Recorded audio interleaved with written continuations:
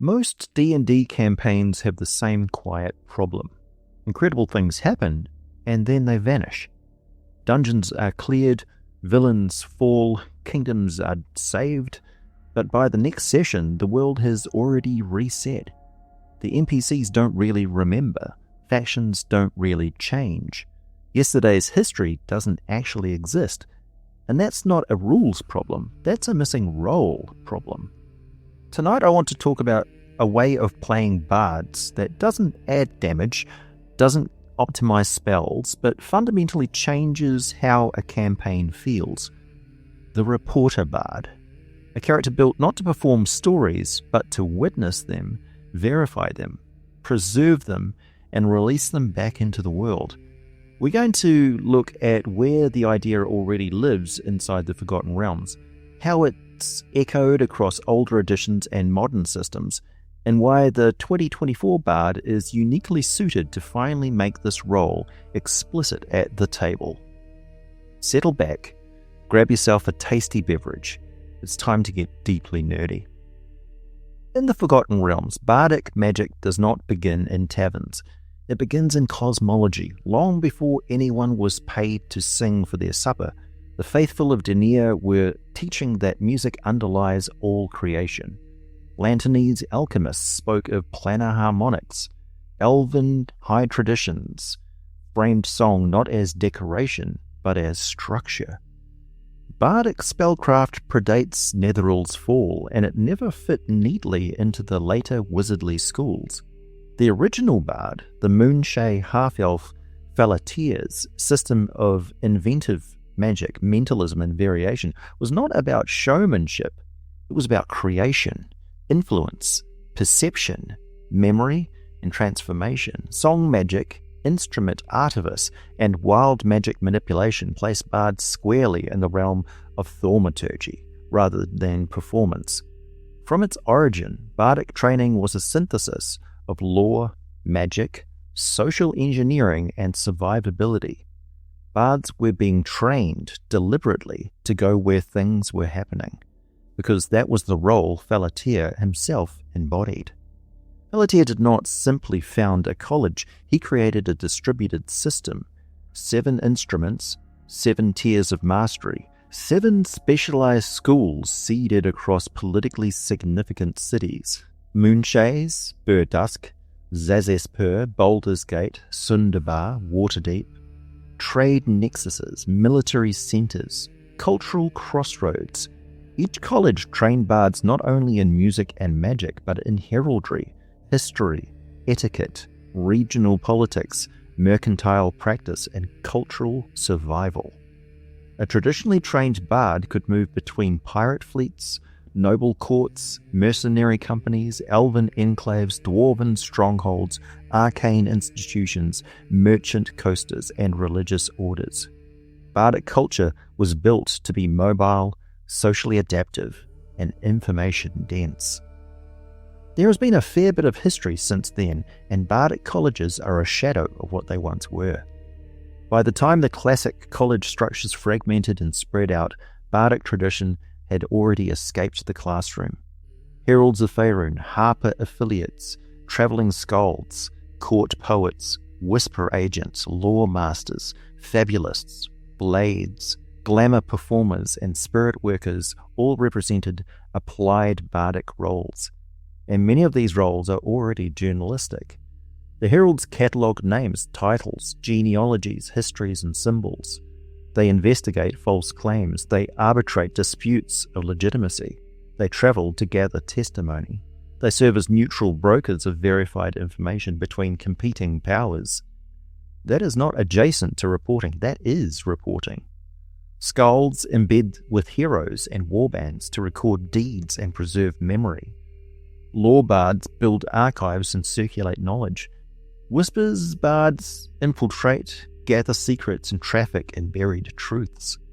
Eloquence bards shape public narrative. Spirit bards consult witnesses the living cannot reach. Taken together, the bardic tradition already contains every department of a newsroom. What it never explicitly names is the profession.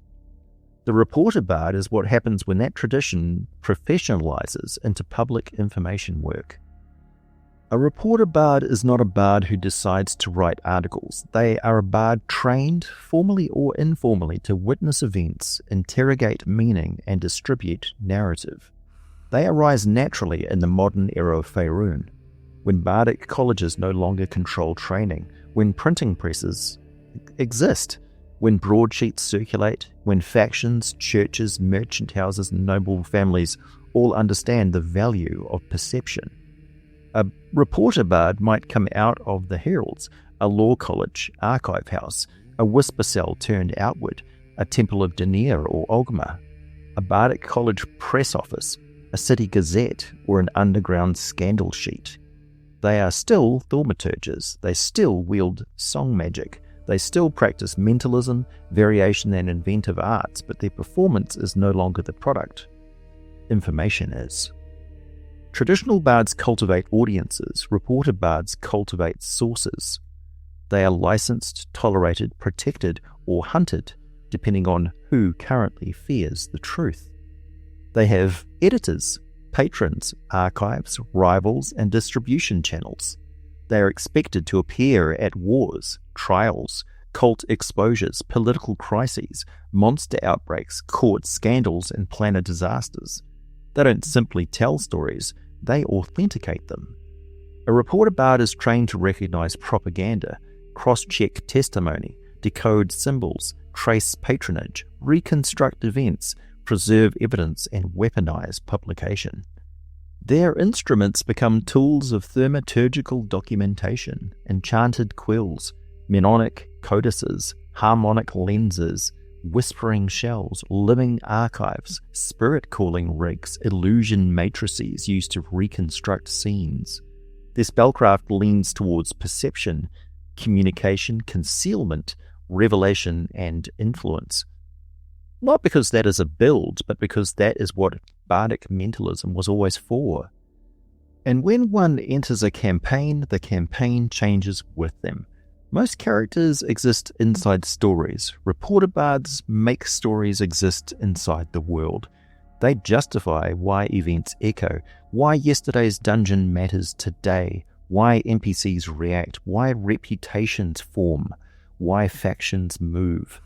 They give a game host organic tools, rival presses, censorship, assassinated sources, forged documents, corrupted archive, divine propaganda, cult misinformation, memory magic, political spin, and wars over truth itself. A party with a reporter bard does not merely resolve problems, they define what those problems become. Falataer trained bards to survive, to move, to influence, and to remember. The Heralds institutionalized those gifts. Most modern bardic culture diversified them, and the reporter bard simply professionalizes them. They're not a modern idea imposed on fantasy. They're what happens when a thaumaturgical tradition built on music, memory, mentalism, and social access reaches cultural maturity. They're not the voice of the tavern. They are the voice of history being written. In the earliest editions of Dungeons & Dragons, bards were never represented as musicians first. They were represented as accumulators of knowledge and access. In OD&D lineage material and first edition AD&D, the bard was an advanced, almost prestige-style class that required levels in fighter and thief before druidic initiation. That alone tells you what the original designers thought a bard was. Not a minstrel, but a trained operative who could fight, infiltrate, and survive the wilds, and then finally be entrusted with law, magic, and social authority. Mechanically, early bards had thief skills, druidic spell access, wide language capability, lore abilities, and the social permission to move between courts, wild places, and ruins. That is a foreign correspondent chassis. In first edition, bardic knowledge was not flavor text, it was codified chance to know things others did not. Combine that with thief skills like read languages, detect traps, hear noise, and climbing, and you have a character built to get into places, extract information, and come back alive. So a reporter bard in that era leans heavily into language, lore skills, contacts, and survival. You're less a performer and more a chronicler attached to adventuring companies because you can go where other scribes cannot. BECMI and Rules Cyclopedia era play shifts bards closer to rogues with songs, but the campaign structure of those games makes the reporter role even cleaner. Domain play, faction warfare, trade routes, exploration, hex crawls, and mass combat all benefit enormously from a character whose niche is information flow. Reaction roles, morale, loyalty, and reputation are baked into the system. A bard who frames themselves as a reporter is the party member who manages those invisible economies. They track which baron hates which guild, what rumours are circulating in Specularum, which cult symbols were found in which ruins. In BECMI-style indie games that preserve this framework, a reporter bard becomes this connective tissue between dungeon expeditions and the living world. Mechanically, you lean on reaction modifiers, retainer loyalty, domain engine intelligence gathering, and language tables. You're not optimizing for combat, you're optimizing consequences. Second edition AD&D makes this even more explicit. The proficiency system, kits, and non-weapon specializations explode the bard into a true profession class. Information gathering, etiquette, local history, heraldry, reading lips, ancient languages, disguise, and musical influence all sit side by side. The various bard kits of that era, herald, skalds, spies, gallants, blades, lawmasters, literally describe occupations. A reporter bard in 2nd edition is trivial to construct because the system already assumes bards operate as social infrastructure. You're taking information, proficiencies, access-based kits, and building a character whose advancement is measured less on hit points and more on who recognizes them when they enter a city. 3rd edition and 3.5 edition formalize this into skills. Bardic knowledge becomes a scaling mechanic. Gather information becomes a repeatable downtime engine. Decipher script, speak a language, sense motive, and knowledge categories create a mechanical map of journalism. A reporter bard in that rule set is a skill build before it's a spell build. Your spellcasting augments investigation, but your primary identity sits in the skill system. You walk into towns and roll the city. Prestige classes like Lawmaster, Evangelist, or even shadowy agent-style options can all be framed as beats. War correspondent, occult investigator, court reporter, undercover cultural attaché. In that era, the bard is arguably the strongest non-magical information engine in the game. Pathfinder inherits that almost wholesale and then supercharges it. Bardic performance becomes modular. Archetypes let you trade music for propaganda, lore, psychic influence, or battlefield reporting. Pathfinder's obsession with subsystems, factions, prestige organizations, and regional sourcebooks makes reporter bards frighteningly effective because the game world is built to be indexed. Mechanically, you exploit knowledge scaling, professional skills, linguistic access, and social feats. A reporter bard in Pathfinder is not a flavor. They are the party's database interface. Starfinder twists this into something even more literal. You got media, corporate intrigue, xenoculture, drift travel, and interstellar politics at their core themes. The bard equivalents and envoy-style classes already occupy narrative real estate that modern journalism sits in. A reporter bard in Starfinder becomes a data courier, a conflict journalist, a corporate whistleblower. Spells and tech are no longer just divinations, they're sensors, transmissions, and mimetic weapons. Here the profession stops being medieval and starts being cyberpunk. Who controls the feed controls the sector. When you pivot into OSR design more broadly, the reporter bard thrives because OSR games care about player knowledge, rumors, mapping, and world state.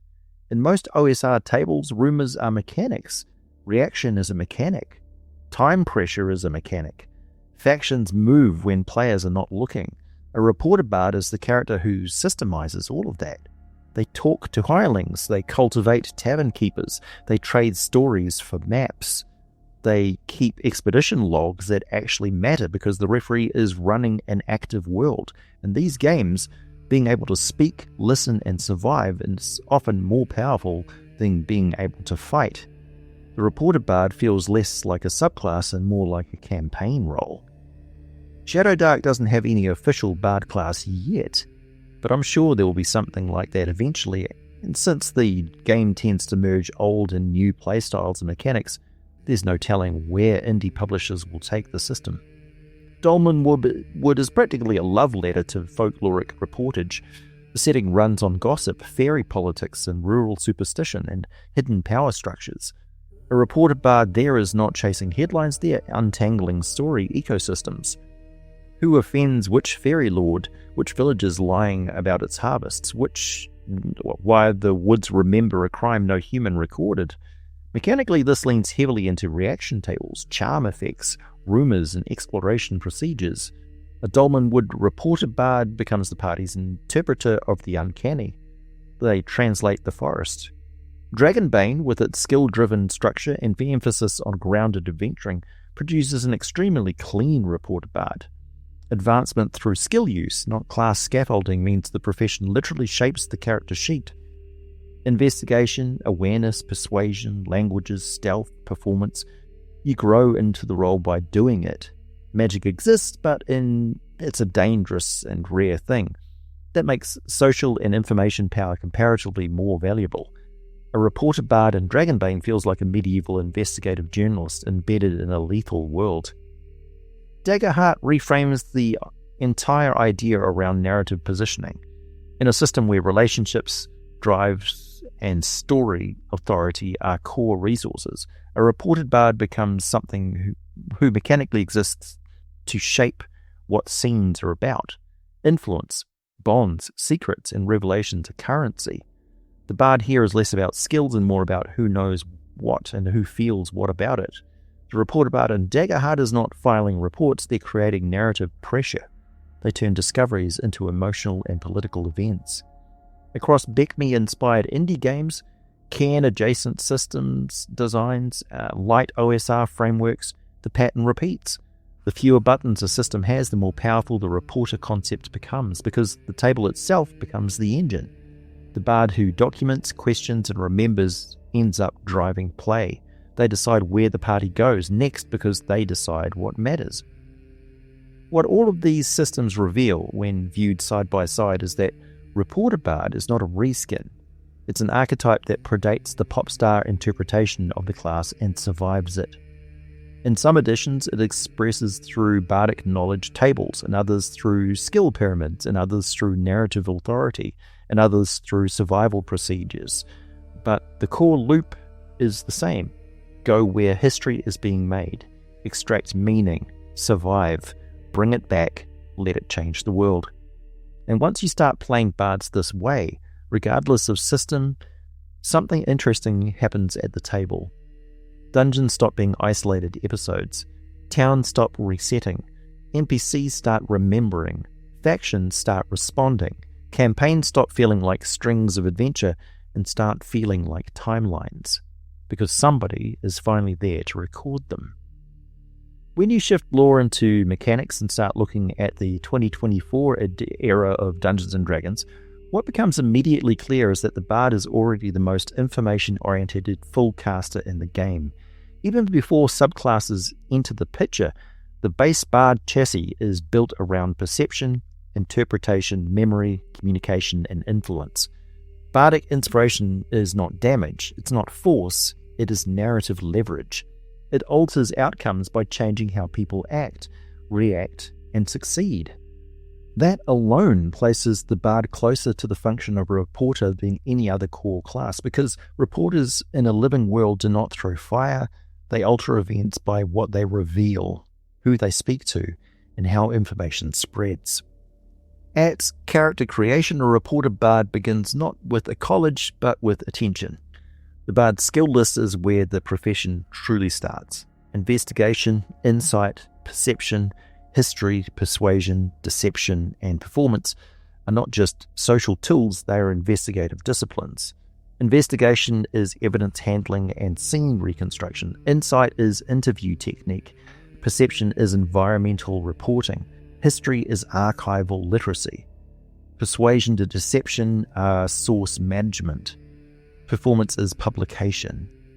A bard who takes expertise in investigation and insight at early levels is not optimizing, they are formalizing a trade. They are declaring that this character does not merely move through events, they dissect them. Background choice quietly does enormous work here. Sage, courtier, cloistered scholar, faction agent, guild artisan, investigator-style backgrounds, even mercantile or heraldic frameworks all establish where your access comes from. A reporter bard is defined less by where they fight and more by where they are allowed to stand. Courts, archives, temples, guild halls, docks, universities, watchhouses, embassies, caravans. Background determines who returns your letters, who answers your question, and whose doors open before a spell is ever cast. Spell selection at low levels is where the profession becomes functional. Comprehend languages, detect magic, disguise self, charm person, silent image, illusions, and memory-adjacent enchantments are not tricks, they are field equipment. Detect thoughts is not a combat spell, it's an interview spell. Locate object is not utility, it is evidence recovery. Tongues is foreign correspondence. Sending is remote journalism. Clairvoyance is battlefield reporting. Speak with animals and speak with the dead are not novelties, they are alternative witness access. When viewed through this lens, the bard's spell list stops looking like stage magic and starts reading like a surveillance communication and reconstruction toolkit. The moment subclasses enter at third level, the reporter concept differentiates into professions. A law bard becomes an investigative journalist in the purest sense. Their additional proficiencies and later access to magical secrets expand them into cross-disciplinary researchers. They are the bard who digs through ruined monasteries for financial records, cross-references notable genealogies, and uses non-bard divination to confirm stories before they ever go to print. Cutting words is not heckling, it is the mechanical expression of dismantling false claims in real time. Law bards are built to make other people's narratives collapse. An eloquence bard becomes the public face of reportage. Where law focuses on collection, eloquence focuses on transmission. Their entire subclass is constructed around reliability, reach, and psychological weight of speech. They do not merely convince, they stabilize narratives. They reduce misunderstanding. They create consistency in how information lands. In campaign terms, this bard is the one who runs press gatherings, publishes broadsheets, conducts public interrogations, negotiates access, and turns raw facts into social reality. An eloquence reporter bard is not chasing secrets in cellars, they are standing in the square and deciding what tomorrow's conversation will be about. A whisper bard becomes an undercover correspondent.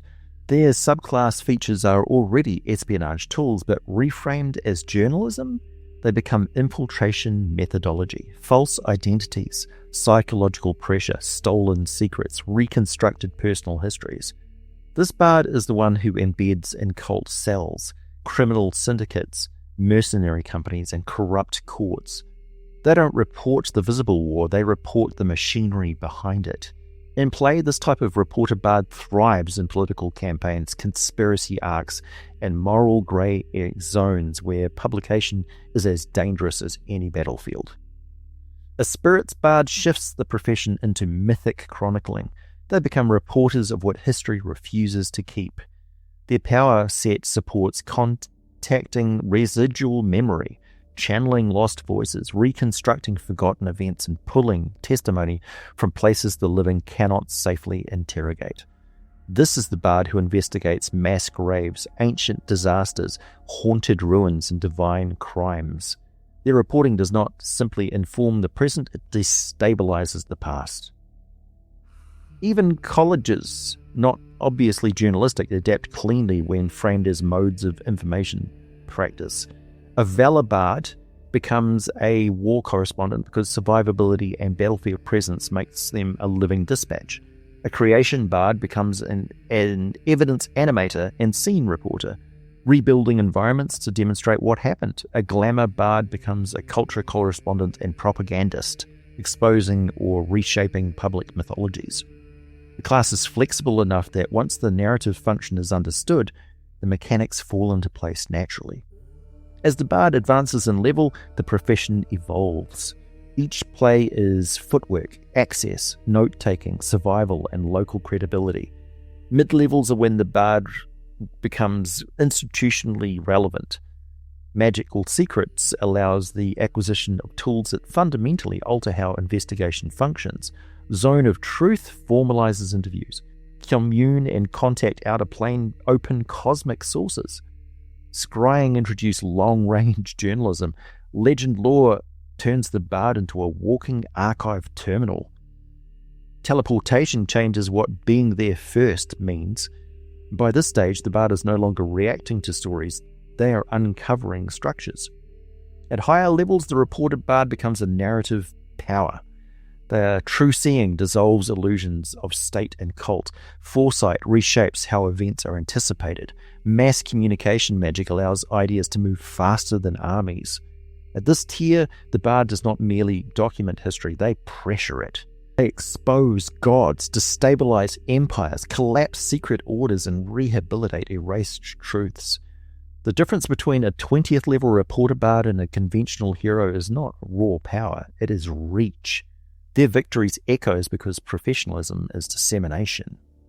What makes this concept so strong in 2024 Dungeons & Dragons is that none of this requires mechanical contortion. The bard already does this. The reporter frame simply clarifies what the class has always been optimized to accomplish. The bard spell list, proficiencies, inspiration economy, and subclass architecture collectively model information acquisition, interpretation, and cultural impact. You are not building a bard who happens to report, you are finally naming the profession the class was quietly designed to support. The reporter bard is not a gimmick, they are characters who make continuity matter. They are the reason rumors spread, why reputations exist, why yesterday's dungeon still affects tomorrow's politics. They give the referee permission to let consequences propagate and let the world respond not just to violence, but to truth. In a game about worlds that pretend to be alive, there are few roles more powerful than the one that decides what the world knows about itself. My name is AJ Pickett. Thanks to all the Fourth Wall heroes for keeping me and my cat fed. Thanks for subscribing and liking the videos. Thanks to everyone engaging in the comments. And thanks for listening. As always, I'll be back with more for you very soon.